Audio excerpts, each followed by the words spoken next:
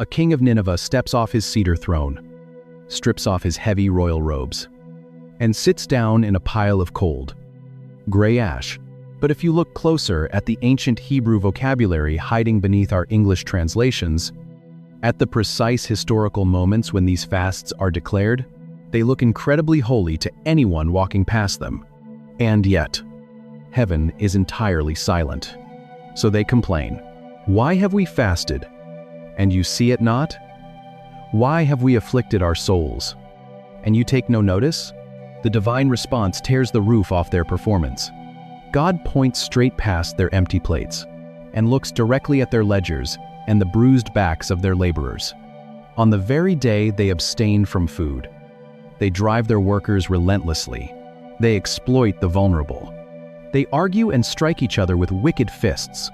They have completely severed the physical act of not eating from the spiritual reality of surrender. They assume their hunger is a religious currency. It is not. The true biblical fast is not a physical transaction to manipulate the divine. It is a systemic dismantling of human selfishness. God tells them the fast he actually chooses is to loose the chains of injustice, to untie the heavy cords of the yoke, to share their bread with the hungry, and to bring the homeless into their own living rooms.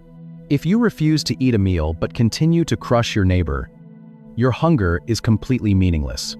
You are not afflicting your soul at what actually happens. On the other side of every single empty plate in Scripture, you start to see something the hunger strike reading completely misses. You are just starving in the dark, demanding that God applaud your misery. This performative grief becomes a cancer in the nation.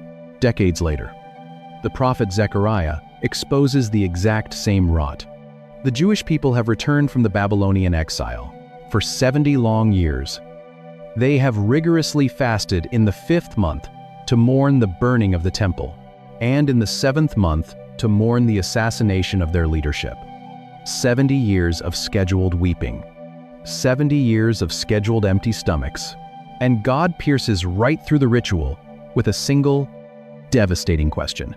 When you fasted and mourned for 70 years, was it really for me that you fasted? The answer was no. It was a fast of self-pity. It was an economy of the flesh masquerading as holiness. They were mourning the political power they had lost, not repenting of the idolatry that caused the loss in the first place. The ancient world had broken the tool. The religious machine had figured out how to empty the stomach while keeping the human ego perfectly well fed. The entire system needed a total reset. Someone had to step into the dirt, take on the frailty of the human frame, and undo the failure of the human appetite once and for all. And when that moment finally arrived, fasting is not a spiritual negotiation to change God's mind. It is a physical architecture to hollow out the self. It did not happen on a public stage or a designated holy day. It happened in a desolate wasteland of cracked limestone, where the second Adam was about to face the exact craving that conquered the first. Jesus steps out of the Jordan River. The water is still dripping from his clothes. The dove has just descended. The voice from heaven has just spoken, declaring him the beloved Son. The wait is over. The inauguration is complete. And then, the Spirit does not lead him to a throne room in Jerusalem. The Spirit drives him into the wasteland. The Judean wilderness is a brutal, jagged expanse of white chalk and sharp flint. The midday sun is blinding. The heat radiates off the canyon walls, baking the air. There is no shade, no water, no sound except the dry wind tearing through the empty ravines. He walks into this desolation and sits down in the dust. And he does not eat. 1 day passes. 10 days pass. 40 days in total. Moses stood in the thick cloud for 40 days, and the law came down. Elijah walked through the desert for 40 days and heard the whisper in the cave. The Israelites wandered for 40 years to bury their rebellion in the sand. It is the deliberate, often painful dismantling of human self-reliance. When you trace every recorded fast from the shifting sands of the Exodus, now, the maker of the mountain sits on the desert floor, starving. The physical frame begins to fail. The stomach knots, then hollows out completely. The body begins to feed on its own reserves. The throat goes bone dry. The economy of the flesh is screaming its single, overriding mandate: acquire, consume, survive. And then the tempter arrives. He does not offer a kingdom first. He does not start with a pinnacle. He starts with the primal, agonizing ache in the center of the human body. He points to the round, smooth limestone rocks scattering the canyon floor stones that look exactly like small, round loaves of baked desert bread. Command these stones to become bread. This is not a test of his divine power. It is a test of his human hunger. Look at the cosmic reversal happening on the sand. The first Adam was surrounded by a lush, breathing garden, completely full, lacking absolutely nothing, and he still reached out his hand to eat what was forbidden. The second Adam is surrounded by dead, white rock, completely starving, his body wasting away, and he refuses to reach out his hand to eat what is offered. The first Adam ate, and the world fractured. The second Adam starves, and the world begins to heal.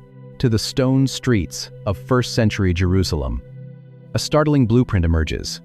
You discover that the people in these texts are not fasting to get God. The tempter offers the ultimate shortcut.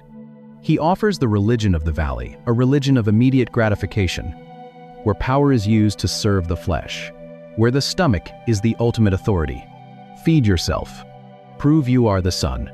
Take control of your own survival. But the bruised and starving man does not bend. He speaks through cracked lips. He reaches all the way back to the scroll of Deuteronomy. Man shall not live on bread alone, but on every word that comes from the mouth of God. He anchors his existence not in the harvest, not in the grain, but in the breath of his Father. He afflicts his soul. He hollows out the flesh, pressing the human ego into the dirt. And in that total emptiness, the enemy is completely disarmed. The victory is secured with an empty stomach. But when the 40 days end, and when the cross is finished, and when he finally ascends to heaven, leaving his followers behind, the practice of fasting does not disappear. It mutates. And when you look at the Greek word the early Christians used to describe what they were doing in their dark, hidden rooms, you realize they were no longer fasting for a political victory or a legal atonement. They were fasting for a person, to pay attention to them. They are fasting because they have already caught his attention. And the reality of what is coming requires a total systemic override. The temple curtain is torn in half. The old covenant is fulfilled. The sacrificial system is dismantled. The heavy bronze altar is obsolete. You might expect the empty plates to disappear. You might expect the early Christians to eat, drink, and celebrate a finished work. They do not. They gather in cramped, dimly lit rooms in Antioch. They smell the acrid smoke of burning olive oil. They hear the heavy iron-nailed boots of Roman legionaries, marching on the cobblestone streets outside. They listen to the letters of Paul read aloud, and they deliberately push their meals away. The Greek word they use is nestia. It literally means not eating. It is the physical absence of food. But the motivation behind this Greek noun is entirely new. Look at the words of Jesus in the Gospel of Luke. The religious leaders come to him. They are irritated. They complain. John's disciples fast. The Pharisees fast. They keep the calendar. They do the work. Why do your disciples eat and drink? Why are they always celebrating? Jesus gives a very strange answer. He points to a wedding. Can you make the guests of the bridegroom fast while he is with them? No. You eat, you drink, you celebrate the presence. But the days will come when the bridegroom is taken away from them. In those days, they will fast. The paradigm shifts completely. Fasting in the early church is not a ritual of atonement. It is a reflex of longing. To feel the shock of this, you cannot look at the practice through the lens of a modern world. They are not fasting to earn a place at the table. They are fasting because the head of the table is missing. The bridegroom is gone. The house feels empty. The world remains fractured. The bride refuses to eat because she is holding out for the final wedding feast. Her hunger is a physical protest. It is a bodily rejection of the present darkness. Every hunger pang is an alarm clock. It rings in the chest. It reminds the body that this current age is not the end of the story. When the early Christians push away the warm, crusty bread, they are making a spiritual statement. This world is not enough. The Roman Empire is not our home. The economy of the flesh cannot satisfy us. We are waiting for the King to return. We are holding our breath. We are keeping the stomach empty so the spirit stays awake. It is a fast of absolute anticipation. They fast before they send out missionaries. They fast before they appoint elders. They fast when the persecution gets heavy. They weaponize their hunger to keep their eyes fixed on the horizon. But as the centuries pass, the church grows wealthy. The hidden house churches become massive stone cathedrals. The desperate, radical hunger of the early believers begins to fade into a comfortable, scheduled religious diet. And today, in our modern world, we face a completely different crisis. We are no longer you cannot read these texts with a refrigerator humming in the next room and a grocery store down the street. Persecuted bride, waiting in the dark. We are dealing with an entirely different kind of famine. We live in the most saturated, overfed environment in the history of the human race. You can reach into your pocket, drag your thumb across a piece of illuminated glass, and within 30 minutes, warm, heavily salted food will be handed to you at your front door. The refrigerator hums quietly in the kitchen. The pantry is stacked with boxes. The brutal physical survival loop that haunted our ancestors has been almost completely solved. Yet, if you look at our modern lives, you see a people who are utterly starving. The economy of the flesh did not die. When we invented the grocery store, it just adapted. It realized that since it could no longer control us with the fear of physical starvation, it could control us with an addiction to endless consumption. It demands the constant dopamine ping of a notification. It demands the numbing, blue glow of a screen at midnight. It demands that you never, ever sit in a room in absolute silence. We are terrified of being empty. If there is a single quiet moment in the car, we turn on the radio. If there is a 30-second line at the coffee shop, we pull out our phones. We gorge ourselves on noise, on opinion, on entertainment. The place to start is the ancient dirt. In an economy where your next meal was never a guarantee, and on heavy calories. Until we are so completely insulated that we can no longer hear the whisper of the spirit. The numbness you feel is not a random season of spiritual drought. It is the physiological consequence of an overstuffed soul. If you are in a season where the voice of God feels incredibly distant, where your faith feels more like a heavy backpack of intellectual concepts than a living, breathing presence, the answer might not be adding another theological book to your nightstand. The answer might be subtraction. You might need to NEPHESH. You might need to deliberately afflict your own comfort. Fasting today is not a diet wrapped in Christian vocabulary. It is a violent rebellion against the empire of noise. It is you taking the flesh by the throat and saying, "You do not run this house." When the body cries out, when the caffeine headache sets in behind your eyes, when the stomach knots and the saliva builds and your brain demands to be fed, you do not ignore the pain. You use it. Every single hunger pang becomes a physical alarm clock ringing in your chest, reminding you that man does not live by bread, or by screens, or by the approval of strangers, but to truly feel the weight of what happens when you finally stop consuming. We are a species insulated from the dirt. In the ancient Near East, the margin between life and death was measured in hand-dug grain silos. And let yourself be empty. You have to pull all of these ancient stories into a single frame. Moses stands in the thick cloud, breathing in the thin, sharp air of Sinai. Esther paces the stone floors of Susa, her throat tight and dry. A bruised savior sits in the white chalk of the wilderness, turning his face away from the desert stones. A prophet starves on a shattered mountain, and the blueprint of heaven comes down.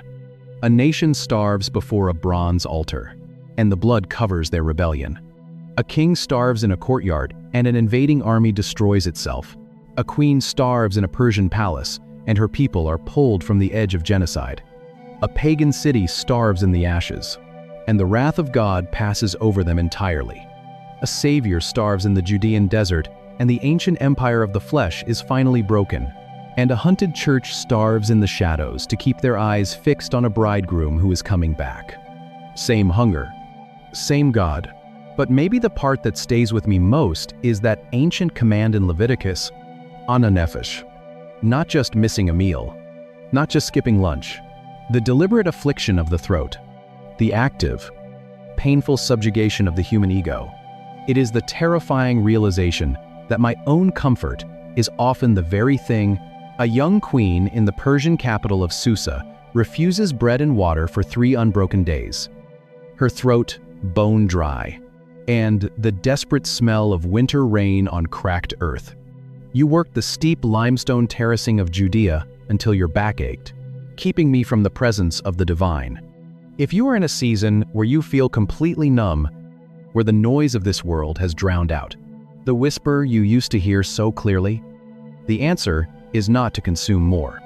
The answer is to empty the vessel, break the closed biological loop of the flesh, push away the plate, turn off the screen, and let the physical ache of hunger ring like an alarm clock in your chest. And may the God who has always met his people in their utter emptiness meet you in yours and fill you with a presence that bread could never provide. If this reached something in you, subscribe, leave a comment, even one word helps. Share this with someone who feels spiritually numb and is looking for a way to break through the noise. Pray for us as we keep digging into these texts. Your calloused hands pushed heavy basalt grinding stones over dry barley. Every calorie consumed was the direct result of exhausting physical labor. Food was not a convenience waiting behind a glass door. It was the baseline hum of human existence, the absolute center of gravity for every waking hour. To stop eating in that world was not a religious hobby. It was a conscious rehearsal for death. The human body is an engine entirely designed for acquisition.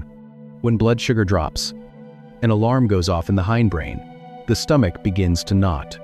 The mind narrows its focus to a single, overriding imperative: acquire and consume. This is the economy of the flesh. It is a closed biological loop of self-preservation, a mandate that whispers to us every single day that we are in control, that our labor keeps us alive, that the bread our hands produced is the ultimate source of our security. The flesh demands, and the fast says no. When you refuse to eat, you are intentionally breaking that loop. You are forcing the body to acknowledge a terrifying reality. You are stripping away the illusion of self-sufficiency and exposing the fragile, dependent core of what it means to be human, waiting to walk into a room that could become her execution chamber.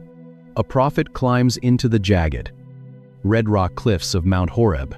You are choosing the weakness of the physical frame so that something else, something usually drowned out by the constant noise of digestion and survival, can finally be heard. That is why the practice is never presented as casual in the biblical text. It is always a rupture. It is a violent disruption of the status quo, a physical declaration that whatever is happening right now in the unseen realm is vastly more critical than the body's need to survive the afternoon. And the first time we see this kind of sustained, radical deprivation, it doesn't happen in a quiet temple or an organized synagogue. It happens inside a cloud of thick darkness, on a peak of shattered granite, where a man is about to hold the literal architecture of a new world. Moses climbs the jagged granite of Sinai. The air grows thin. The ground trembles under his sandals. Thick smoke billows like a furnace, stinging his eyes. Lightning arcs across the peak. The noise is deafening. A trumpet blast vibrates in his chest. He steps into the dark cloud. The camp disappears below him. He is entirely alone with the fire. He stays there. 1 day passes. 10 days pass. 40 days in total. He eats no bread. He drinks no water. His body begins to consume itself. The physical engine winds down. The hunger pangs fade into a dull, hollow ache. The fat burns away, letting his body ache with hunger, while the wind howls across the mouth of his cave. A man walks into the Judean wilderness alone. The muscle starts to waste. He is stripped down to the barest edge of human existence. Meanwhile, look at the valley below. The Israelites are restless. They are terrified by the thunder. They want control. They gather their gold. They throw it into the fire. A sculpted calf comes out. And what is the very next thing the text says they do? They sit down to eat and drink. They rise up to play. The mountain is starving. The valley is gorging. The valley demands a God they can manage. A religion of comfort and consumption. They want to be full, but the man in the cloud is emptying himself out. Most people read the Sinai account and see a superhero. We think of physical grit. We assume Moses is flexing his spiritual muscles, proving his worth to the Almighty. This is not a display of human strength. It is the complete suspension of it. God is handing down the law. He is carving the covenant into stone. He is giving the instructions for the tabernacle. He is downloading the architectural blueprint of heaven. To receive something that heavy, the vessel must be entirely empty. Moses cannot be distracted by the stomach. He cannot be fueled by earthly grain while standing in the presence of the uncreated light. His physical deprivation creates a spiritual vacuum. The less of Moses there is, the more of the divine he can carry back down the mountain. 40 days is no accident. Feeling the midday heat radiate off the cracked limestone, and does not eat for 40 days. Same physical deprivation. Same intentional hunger. Again and again, rain falls for 40 days. A nation wanders for 40 years. A prophet walks for 40 days to a cave. 40 is the number of formation. It is the crucible. The old world dies. A new world is born. Moses is dying to the economy of Egypt. He is dying to the flesh, but Moses is only the beginning. The pattern is set on the mountain. But the secret to unlocking exactly what fasting actually does to the human soul is buried in the language itself. And to find it, you have to look at a strange Hebrew phrase that first appears not on Sinai, but on the blood-stained floor of the holiest day of the year, Leviticus chapter 16. The Day of Atonement. The high priest walks behind the heavy woven veil, holding a bronze basin of warm blood. The smell of burning frankincense fills the small, dark room, stinging his eyes. Outside, the entire nation of Israel is standing in the dust, waiting in total silence, and God gives the congregation a single, overriding command. In most English translations, you will read that they are commanded to fast, but the ancient text uses a specific, deeply unsettling phrase that our modern Bibles usually smooth over. The common Hebrew word for a fast is tzom, but in Leviticus 16, God does not say tsom. He commands them to ANAH NEPHESH. Tzom literally means to cover the mouth. You've probably heard the sermons. Most people assume fasting is a spiritual hunger strike.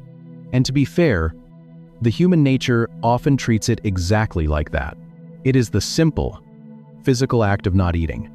But ANAH NEPHESH reaches far past the jawline. Nephesh is usually translated as soul, but in the ancient mind, it is much more visceral than a ghost trapped in a body. It means the throat, the breath, the raw, demanding vitality of a living being. And the verb ANAH means to afflict, to oppress, to force down into a posture of painful submission. It is the exact same Hebrew verb used in Exodus chapter 1 to describe what the Egyptian taskmasters did to the Hebrew slaves. When they forced them to bake mud bricks in the burning sun, they afflicted them. If something about this ancient vocabulary is stirring up questions you've never considered, you're exactly who this channel is for. Drop a thought in the comments and hit subscribe. Because every week we go deeper into the text than you knew was possible. So the Israelites are told to become their own taskmasters. That route changes everything. Fasting on the holiest day of the year was not an empty religious ritual. It was a calculated, internal subjugation. You are taking the flesh, the part of you that demands comfort, the part that insists it is the king of your life, and you are actively pressing it into the dirt. You are afflicting your own throat, deliberately starving your own vitality. To mirror the death of the goat on the altar, we frame it as a cosmic bargaining chip, a religious currency we can deposit to get a prayer answered. Fasting is not a passive waiting game. It is the active execution of the ego. By choosing to afflict the NEPHESH, the Israelites were declaring that their ultimate survival did not come from the grain they grew or the bread they baked. It came entirely from the blood sprinkled on the mercy seat. They emptied themselves so the atonement could cover them. But what happens when you take this internal subjugation out of the quiet sanctuary, out of the religious calendar, and drop it into the middle of a political bloodbath? The decree is sealed with hot wax. The couriers ride out. The genocide is scheduled. In the sprawling Persian capital of Susa, a young queen hears the news. Her people are marked for slaughter. The political machine of the most powerful empire on earth is moving against her. The human instinct in this moment is to scramble, to hoard resources, to bribe guards, to beg the king. Esther does none of that. She sends a message out to the streets. Gather the Jews. Do not eat. Do not drink. 3 days. Night and day. Her throat goes completely dry. Her stomach knots and cramps. For 72 hours, she strips away every physical comfort, pushing her body into the dirt before she ever steps onto the marble floor of the throne room. Cut to Jerusalem. Centuries earlier, we assume it is a way to prove to God how serious we are. A way to twist his arm, to force his hand. A breathless messenger runs into the royal courts. A massive coalition army is marching around the Dead Sea. The dust of their infantry is already visible on the horizon. King Jehoshaphat is terrified. He is totally outnumbered. The human instinct is to conscript soldiers, to sharpen iron, to ration the grain in the storehouses. He does none of that. He stands in the temple courtyard and declares an absolute fast for the entire nation. Cut to Nineveh. A Hebrew prophet walks into the pagan capital. He shouts a 5-word sentence of absolute destruction. The Assyrian king steps down from his cedar throne. He strips off his heavy robes. He pulls coarse, scratching sackcloth over his skin. He sits in a pile of cold ash. He decrees that not even the cattle are allowed to taste grass or drink water. The threat is imminent. The response is starvation. The fast is not a panic response. It is a weaponized surrender. When the crisis hits, the flesh wants to take control. It wants to fight, to run, to manipulate the outcome. By declaring a fast, Esther, Jehoshaphat, and the king of Nineveh are violently shutting down the flesh's right to save itself. They are publicly declaring that their swords, their political influence, by showing him how much pain we are willing to endure. We think if we just get empty enough, God will finally bend to our will. And their full stomachs are completely useless against what is coming. They are emptying themselves of human agency so that divine agency has room to operate. And look at the outcome. Esther walks in, and the golden scepter is extended. Jehoshaphat sends out singers, and the enemy army slaughters itself in the valley. Nineveh starves, and the wrath of God passes over the city. The empty stomach becomes the most powerful military strategy in the ancient world. But there is a terrifying danger hiding in the shadows of this practice. Because the human ego is incredibly deceptive, it can take the holy architecture of surrender and twist it into a theater of pride. And by the time the prophet Isaiah arrives on the scene, the people are still fasting, but God is literally sick of their starving. The human ego is a master of camouflage. It can take the holy architecture of surrender and twist it into a theater of pride. By the time you reach the scroll of Isaiah, you are looking at a religious culture that has perfected the choreography of deprivation. The people are doing everything the law requires. They wear the rough sackcloth, letting the coarse goat hair scratch against their skin. They rub cold, gray ash on their faces. They manufacture a physical posture of humility, bowing their heads down like reeds bending in a marsh wind.